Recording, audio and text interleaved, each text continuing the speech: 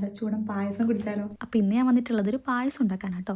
ഇനുവായിട്ടിട്ട് പിറന്നാളായിരുന്നു. ബാക്കി എന്തൊക്കെ ചെയ്തെന്ന് പറഞ്ഞാലും ഒരു പായസം കുടിച്ചില്ലെങ്കിൽ ആ ദിവസം അങ്ങ് കംപ്ലീറ്റ് ആവില്ല. പായസം ഉണ്ടാക്കാൻ എല്ലാവർക്കും അറിയാവുന്നതുകൊണ്ട് ഞാൻ അതിൻ്റെ കൂടുതൽ ഡീറ്റെയിൽസിലേക്ക് കിടക്കുന്നില്ല. എന്നാലും ഞാൻ എങ്ങനെ ഉണ്ടാക്കുന്നതെന്ന് ജസ്റ്റ് കാണിച്ചു തരാം കേട്ടോ. ഈ കാഷ്യൂസും റേസിൻസ് ഉണ്ടല്ലോ, ഇവന്മാരാണ് ഈ പായസത്തിലെ മെയിൻ ഐറ്റം. ഇവന്മാരെ ഇങ്ങോട്ട് വറുത്ത് കോരി സൈഡിൽ മാറ്റി വെച്ചാൽ പകുതി ഇങ്ങോട്ട് സെറ്റായ ഒരു ഫീലാണ്. പിന്നെ ഒരു പാത്രം വെക്കുക, നമുക്ക് ആവശ്യമായിട്ടുള്ള പഞ്ചസാര വെച്ചിട്ട് നന്നായിട്ട് ഈ പരുവം വരെ കാരമലൈസ് ചെയ്തെടുക്കുക. പിന്നെ കാരമലൈസ്ഡ് ആയതിനു ശേഷം പിന്നെ അതിലേക്ക് നമ്മൾ പാല് ചേർക്കണം. പിന്നെ ഞാൻ അതിലേക്ക് മിൽക്ക് മെയ്ഡ് ചേർക്കുന്നുണ്ട്. ഇതൊക്കെ മധുരത്തിന് ആവശ്യമായിട്ട് നിങ്ങൾക്ക് ഉപയോഗിക്കാം കേട്ടോ.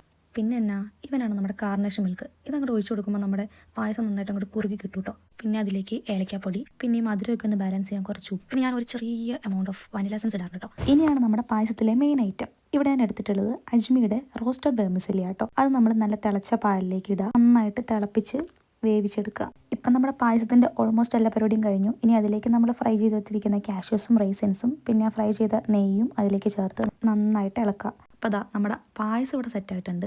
പിന്നെ നമ്മുടെ ഈ പിറന്നാൾ മധുരം പിറന്നാളുകാരൻ തന്നെ ആദ്യം ട്രൈ ചെയ്യുന്നതല്ലേ അതിൻ്റെ ഒരു ഇത്. വാ നമുക്ക് പിറന്നാളുകാരന് കൊടുത്തു നോക്കാം. പായസത്തിൻ്റെ മണം വന്നപ്പോഴേ ആശാൻ ഇവിടെ റെഡി ആയിട്ട് ഇരിക്കുകയായിരുന്നു കേട്ടോ കഴിക്കാനായിട്ട്. എന്തായാലും ആശാന് കൊടുത്തിട്ട് ആൾക്ക് എന്തായാലും നന്നായിട്ട് ഇഷ്ടപ്പെട്ടിട്ടുണ്ടായിരുന്നു.